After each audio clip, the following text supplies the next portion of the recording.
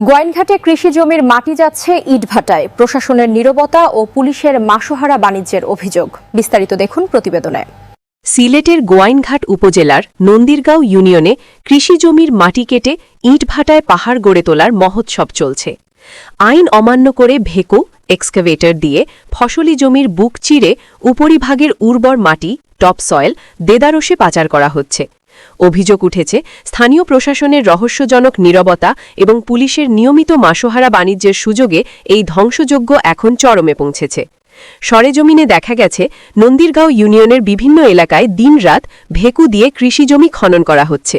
স্থানীয়দের অভিযোগ, এই অবৈধ মাটি কাটা নির্বিঘ্ন করতে স্থানীয় বিটের দায়িত্বরত পুলিশের একজন উপপরিদর্শক এসআই প্রতিটি ভেকু থেকে দৈনিক ৫,০০০ টাকা করে আদায় করছেন। পুলিশের এই অনৈতিক আর্থিক সুবিধা গ্রহণের কারণেই প্রকাশ্যে ফসলি জমি ধ্বংস করা হলেও কোনো আইনগত ব্যবস্থা নেওয়া হচ্ছে না বলে দাবি ভুক্তভোগীদের। ইউনিয়নটির প্রায় ১১টি ইটভাটায় কৃষি জমি থেকে লুটে নেওয়া মাটি দিয়ে কৃত্রিম পাহাড় তৈরি করা হয়েছে।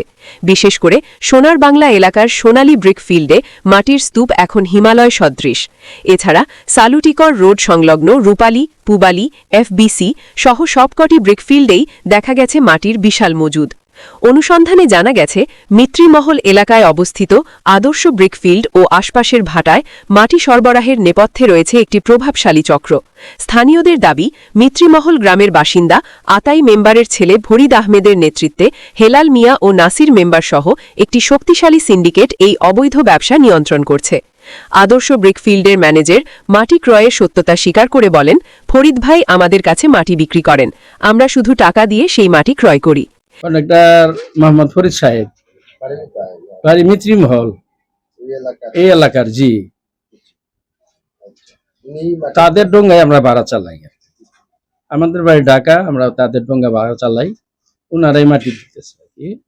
কৃষি জমি ধ্বংসের এই ভয়াবহ চিত্র নিয়ে গোয়াইনঘাট উপজেলার সহকারী কমিশনার ও ভূমি এবং নির্বাহী ম্যাজিস্ট্রেট ওমর ফারুক জানান, কৃষি অফিসের লোকজন এলাকা পরিদর্শন করেছেন এবং দ্রুত অভিযান চালানো হবে।